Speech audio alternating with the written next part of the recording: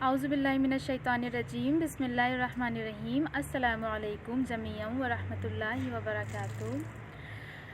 عزیزان محترم، بعض اوقات ہماری زندگی میں کچھ مشکلات، کچھ پرابلمس ایسی آ جاتی ہیں کہ جس کو فیس کرنے کے بعد ہمیں اپنی زندگی میں چاروں طرف صرف اور صرف اندھیرا نظر آتا ہے، ہم بہت زیادہ ڈس اپوائنٹڈ ہو جاتے ہیں۔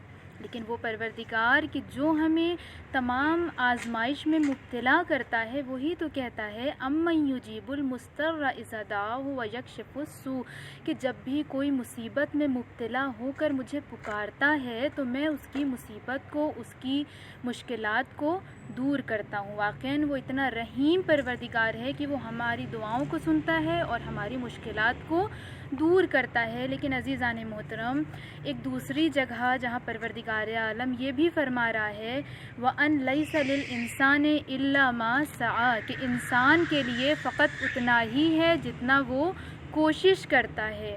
کوئی بھی انسان اس دنیا میں ایسا نہیں ہے کہ وہ اپنے ہدف تک، اپنے ایم تک، اپنے مقصد تک پہنچنا چاہے لیکن وہ اس چیز کے لیے ایفرٹ نہ کرے، اس چیز کے لیے عمل نہ کرے، کیونکہ اس دنیا میں کوئی بھی ایسا انسان نہیں ہے جو ہاتھ پہ ہاتھ رکھے بیٹھا رہے اور معجزہ ہوتا رہے، جبکہ اللہ کے وہ انبیاء کے تمام انبیاء کے ہاتھوں میں معجزہ تھا۔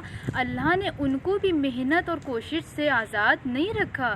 وہ نبی کہ جو اپنے ہاتھ میں خاک اٹھا کر اس کو ایک لمحے میں گوہر بنا دیں، اللہ نے ان سے بھی کہا کہ تمہیں محنت کرنی ہے، تمہیں یہ نہیں کرنا کہ تم ہاتھ پہ ہاتھ رکھے بیٹھے رہو یا اپنے معجزے کے ذریعے تم رزق کماؤ، نہیں، اللہ نے کہا تم محنت کرو۔ اور اگر ہم تمام انبیاء کی سیرت میں دیکھیں تو ہمیں تمام انبیاء کسی نہ کسی کام میں مشغول نظر آتے ہیں۔ جناب نوح کو آپ دیکھیں، جناب نوح کا شغل کیا تھا، آپ کا پیشہ کیا تھا؟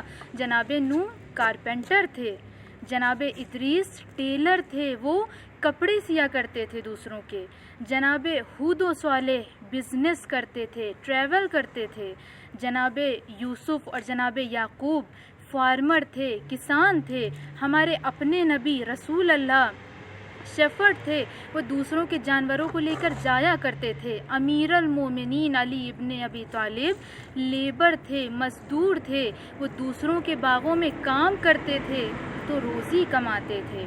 تو اللہ نے اسی لیے یہاں پر فرمایا وَأَن لَيْسَ لِلْإِنسَانِ إِلَّا مَا سَعَى، اور ہر آیت کا کوئی نہ کوئی اہم پیغام، کچھ اہم نکات ہمارے لیے ہوتا ہے، اور یہ آیت ہمیں سب سے پہلا جو پوائنٹ بتا رہی ہے وہ یہ کہ یہ آیت اللہ کے عدل کو ثابت کر رہی ہے، اللہ کے فضل کو ثابت نہیں کر رہی ہے، یعنی اللہ کے جسٹس کو ثابت کر رہی ہے، اللہ کی گریس کو ثابت نہیں کر رہی ہے کہ کوئی یہ نہ سوچے کہ میں محنت نہ کروں، میں کوشش نہ کروں، ہاتھ پہ ہاتھ رکھے بیٹھا رہوں اور آسمان سے معجزہ ہوتا رہے اور مجھ کو عطا ہو جائے۔ دس از امپاسبل، یہ بالکل بھی نہیں ہو سکتا۔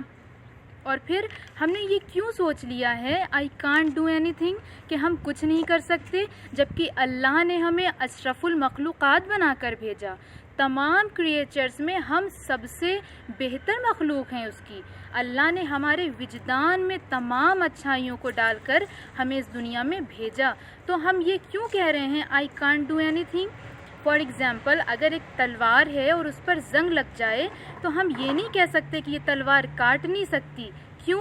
کیونکہ تلوار کی فطرت کاٹنا ہے، آپ اس زنگ کو ہٹائیں وہ تلوار کاٹنا شروع کر دے گی۔ سملرلی انسان ہے کہ انسان کو کوشش اور محنت کرنے میں اور اپنی منزل تک پہنچنے میں جو چیزیں مانع بن رہی ہیں، انسان کو چاہیے کہ وہ اس کو ریموو کرے اور آگے تک پہنچے۔ اور ویسے بھی ایک شاعر نے کیا خوب کہا ہے کہ کوشش کرے انسان تو کیا ہو نہیں سکتا، وہ کون سا مسئلہ ہے جو حل ہو نہیں سکتا۔ اور ایک بہت ہی فیمس کوٹ جو آپ لوگ بھی پڑھتے ہوں گے، وہ کیا؟ The distance between your dream and reality is called action۔ والسلام علیکم ورحمۃ اللہ وبرکاتہ۔